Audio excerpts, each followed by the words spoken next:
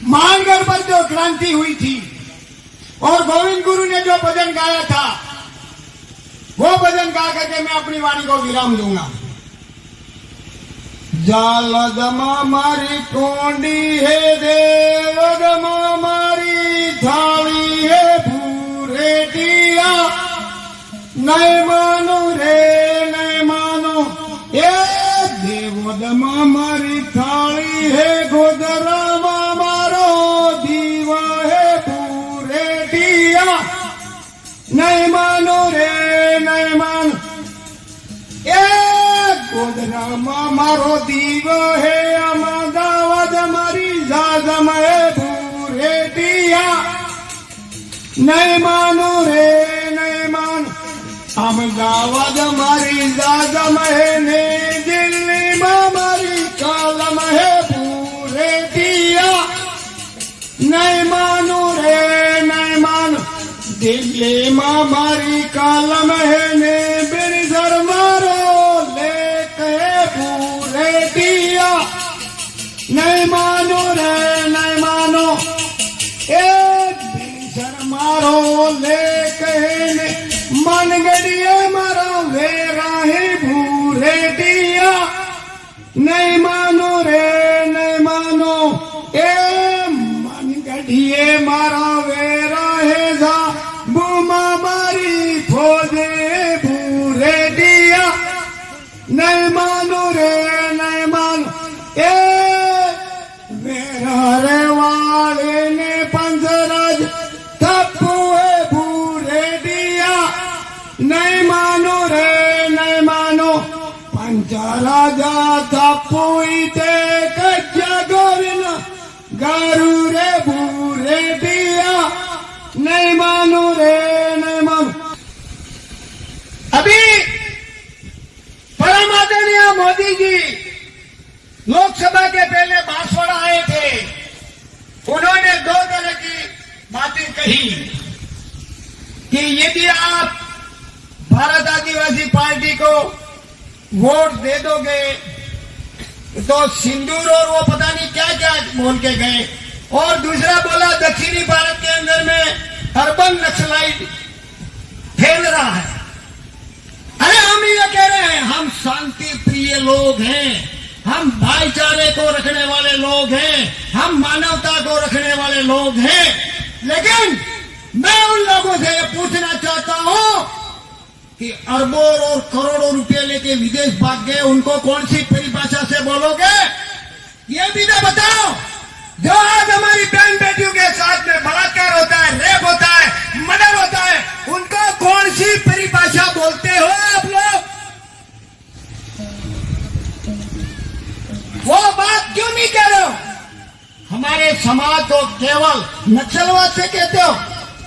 हमारी बहन बेटियों के साथ में बलात्कार होता है, रेप होता है, तो उन लोगों को आप कौन सी परिभाषा बोलोगे? विदेशों में 34 आदमी भारत का रुपया लेके भागे, उसकी बात क्यों नहीं करते हो? उनको कौन सी परिभाषा में बोलना चाहते हो? आप क्या चाहते हो? हम भाईचारा, मानव मात्र एक समान, विश्व का कल्याण, ये भावना हम रखने वाले। आज दिन तक किसी भी आदमी आदिवासी ने किसी के वहां चोरी की हो, डकैती की हो, लूटपाट किया हो, धोखा दिया हो, तो एविडेंस बताओ। जबरदस्ती। इसीलिए आप और हमको ये ध्यान रखने की बात होगी, हमारे साथ दोस्त कौन है और दुश्मन कौन है, उसकी पहचान करनी होगी। और मैं तो ये कहता हूं, मैं किसी व्यक्ति या किसी पार्टी या किसी धर्म का विरोधी नहीं हूं, लेकिन हमारे साथ कुटाराघात करता है तो फिर हम छोड़ेंगे ही नहीं। साथियों, जानकारी और जागृति कैसे होगी? जानकारी कैसे होगी और जागृति कैसे होगी, इस बात पर मैं कहूंगा। जानकारी शिक्षा से होगी, और शिक्षा वो शेरनी का दूध है, जो पिएगा वो दहाड़ेगा। शिक्षा वो शेरनी का दूध है, जो पिएगा वो दहाड़ेगा। वो चीज है जानकारी और जागृति को हासिल करेगा। शिक्षा में वो गुण है मंगल ग्रह तक पहुंचने का। साथियों, मेरा एक पर करबद्ध निवेदन है कि आप शिक्षा, एक रोटी कम खाना, एक कपड़ा कम पहनना, लेकिन आपके परिवार को, आने वाली पीढ़ी को बचाना है तो बच्चों को पढ़ाना बहुत जरूरी हो गया है। इन लोगों ने हमारे साथ इतना बड़ा षड्यंत्र किया है, वो षड्यंत्र है शिक्षा। शिक्षा को इन्होंने व्यापार बना लिया है। मैं किसी व्यक्ति या किसी पार्टी या किसी समाज या किसी जाति वर्ग पर कभी भी क्लेम नहीं लगाऊंगा और न उसको कुछ कहूंगा, लेकिन मेरे समाज के साथ यदि किसी भी प्रकार का षड्यंत्र करता है तो उसके लिए कुर्बानी भी देने के लिए तैयार हो। उस षड्यंत्र को खत्म करने के लिए चाहे उसके लिए जान भी देनी पड़े। हमारे पुरखों ने कई जाने दी और हम भी देने के लिए तैयार हैं। डर के काम नहीं करेंगे। मौत तो आनी है, राजा रंग फकीर को एक दिन हमको भी मरना है, लेकिन समाज के लिए हमको कुछ करना है।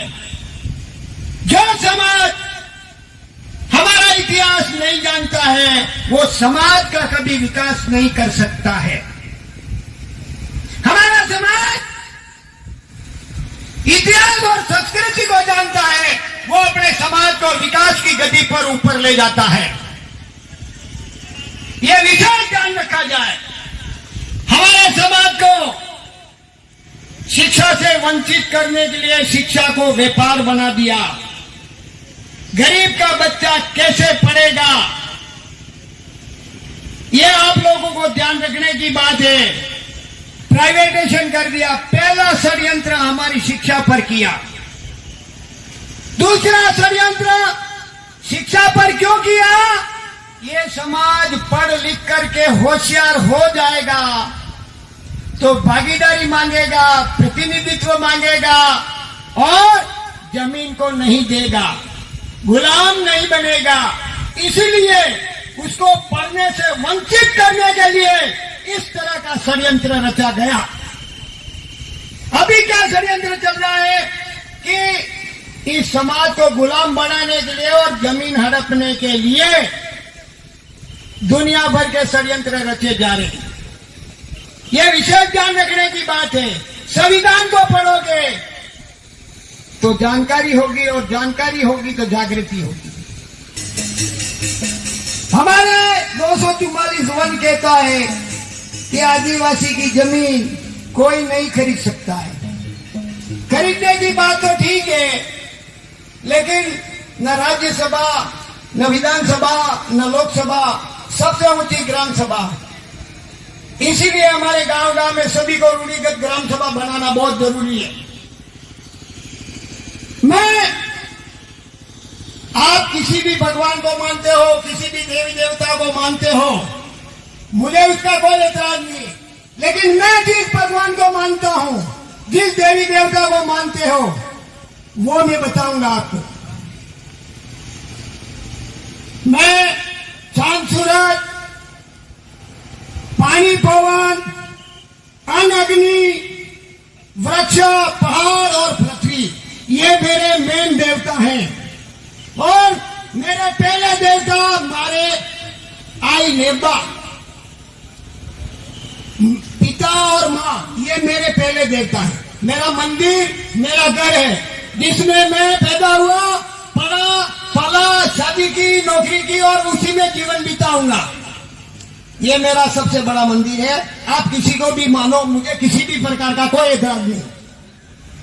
यदि मैं जानना चाहता हूं आप लोगों से, क्या धरती के बिना आप रह सकते हो? क्या आप हवा के बिना रह सकते हो? शाम सूरज के बिना रह सकते हो? तो सबसे बड़ा देवता कौन?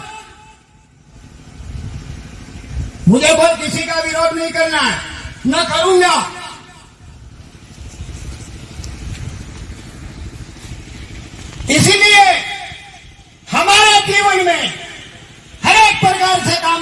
हैं और हर एक प्रकार से हमको सुविधा देते हैं, वो भगवान हमारे लिए सबसे पूजनीय और बड़ा भगवान है।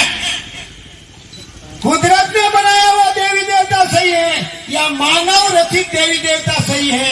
मानव रचित देवी देवता केवल ब्राह्मणों के खेत हैं, उनके काम तो करना नहीं है और पूजा पाठ करके मस्त रहना, मजदूरी तो करनी ही नहीं। इसीलिए इस तरह के जासे में आप नहीं आते। साथियों,